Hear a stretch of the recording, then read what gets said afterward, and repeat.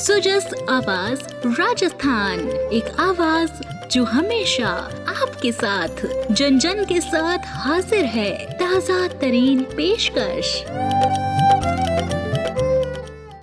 Sujas podcast में मेधा से आप सुन रहे हैं प्रदेश के मुख्य समाचार। नजर सबसे पहले आज की हेडलाइंस पर।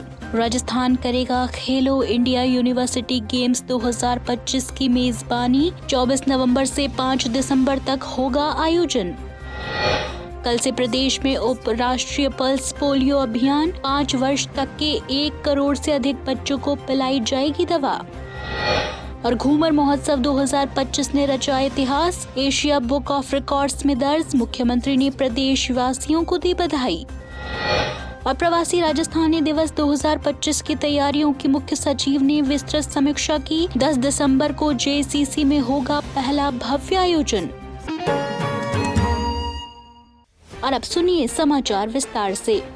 मुख्यमंत्री भजनलाल शर्मा के नेतृत्व में राजस्थान 24 नवंबर से 5 दिसंबर तक खेलो इंडिया यूनिवर्सिटी गेम्स के 5वें संस्करण की मेजबानी करने जा रहा है। राज्य में पहली बार हो रहे इस आयोजन को भव्य और सफल बनाने के लिए तैयारियां तेजी से जारी हैं। जयपुर, अजमेर, भरतपुर, कोटा, उदयपुर, जोधपुर और बीकानेर में देश भर के युवा खिलाड़ी 24 खेलों में अपनी प्रतिभा दिखाएंगे। इनमें 23 पदक खेल और एक प्रदर्शन खेल खो खो शामिल है। Athletes hockey, football, shooting, badminton, judo, volleyball, boxing, कुश्ती, कबड्डी, योगासन सहित विभिन्न खेलों में मुकाबले होंगे। जयपुर, उदयपुर, जोधपुर, कोटा, बीकानेर, भरतपुर और अजमेर में तिथियों के अनुसार प्रतियोगिताएं आयोजित की जाएंगी, जिनमें वाटर स्पोर्ट्स, कैनोइंग और कयाकिंग इस बार का विशेष आकर्षण रहेंगे। इस प्रतिष्ठित खेल आयोजन में लगभग 5000 खिलाड़ियों सहित 7000 से अधिक प्रतिभागी शामिल होंगे, जो राजस्थान में खेल संस्कृति को नई ऊंचाई देंगे।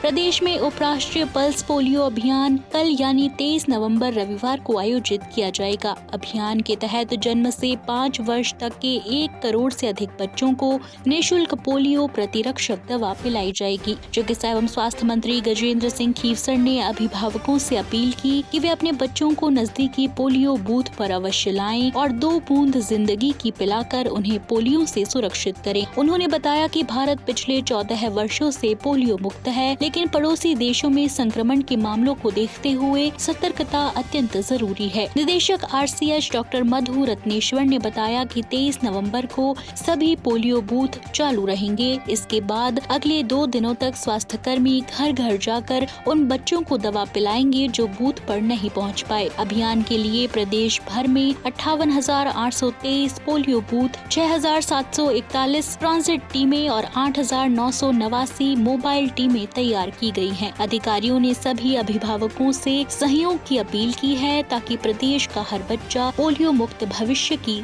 सुरक्षा पा सके।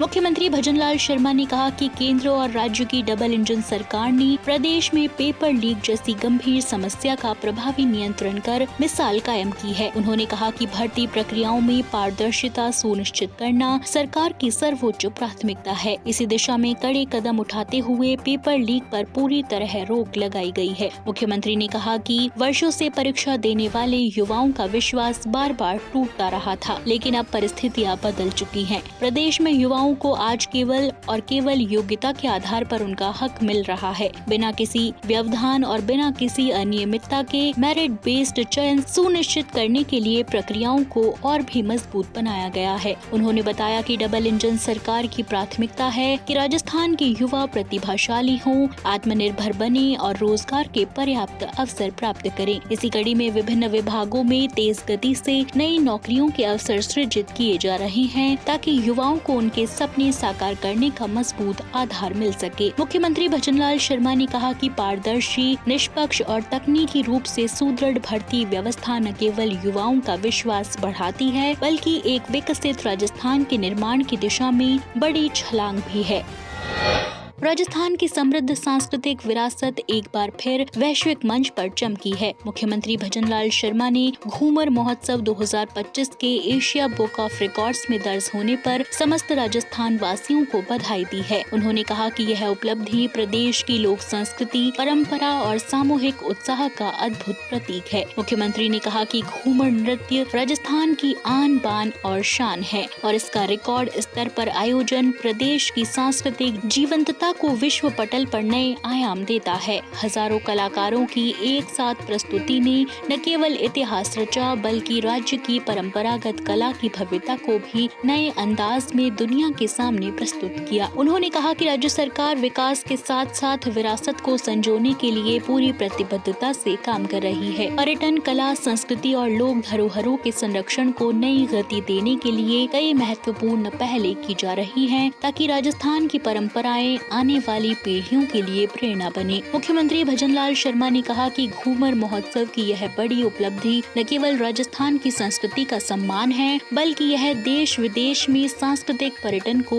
नई पहचान और प्रोत्साहन देगी। उन्होंने आयोजन से जुड़े सभी कलाकारों, कार्यकर्ताओं और सहयोगियों का आभार व्यक्त करते हुए कहा कि यह सफलता सामूहिक प्रयासों का ही परिणाम है। आप सुन रहे हैं सुजस आवाज राजस्थान।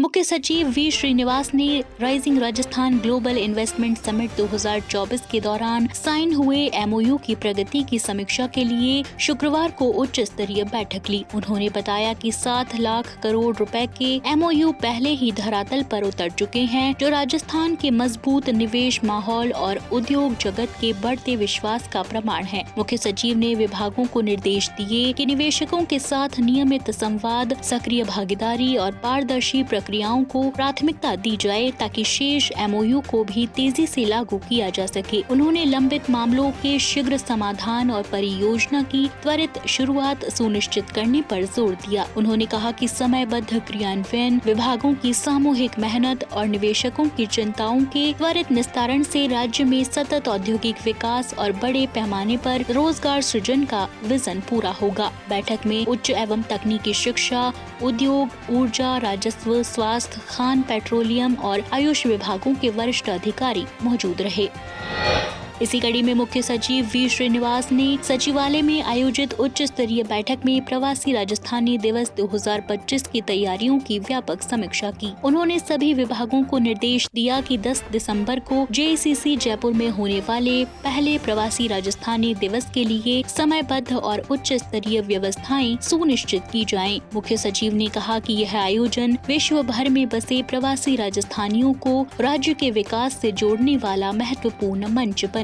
कार्यक्रम में लगभग 4500 प्रतिभागियों के शामिल होने की संभावना है, जिसमें प्रवासी राजस्थानी, उद्योगपति और विभिन्न स्तर के प्रतिनिधि उपस्थित रहेंगे। उद्घाटन सत्र में RRGIS 2024 से जुड़े एमओयू पर आधारित कॉफी टेबल बुक का विमोचन होगा, जिसमें लगभग 1500 परियोजनाएं शामिल होंगी। साथ ही प्रवासी राजस्थानी सम्मान पुरस्कार भी प्रदान किए जाएंगे। इसी सत्र में राजस्थान सरकार की 13 नई नीतियां जैसे global capability centre policy, ML policy, नई पर्यटन नीति, industrial policy, sports policy, semiconductor policy आदि लॉन्च की जाएंगी। मुख्य सचिव ने शिक्षा, उद्योग, पर्यटन, स्वास्थ्य, जल संसाधन और NRR सहित सभी 8 सेक्टोरल सत्रों की तैयारियों की विस्तृत समीक्षा की। इन सत्रों में वैश्विक प्रवासी समुदाय की भूमिका, निवेश के अवसर, कौशल विकास, सतत पर्यटन, स्वास्थ्य, नवाचार, औद्योगिक वृद्धि और जल प्रबंधन जैसे महत्वपूर्ण विषयों पर चर्चा होगी। बैठक में बताया गया कि अब तक 15,435 निमंत्रण भेजे गए हैं और 3,260 लोगों ने पंजीकरण करवाया है। प्रवासी राजस्थानियों से संपर्क सुनिश्चित करने के लिए 17 सदस्यीय कॉलिंग टीम तैनात है। कार्यक्रम के लिए 5,765 बैच भी तैयार किए जा रहे हैं। मुख्य सचिव ने उद्योग, नगरीय विकास, गृह,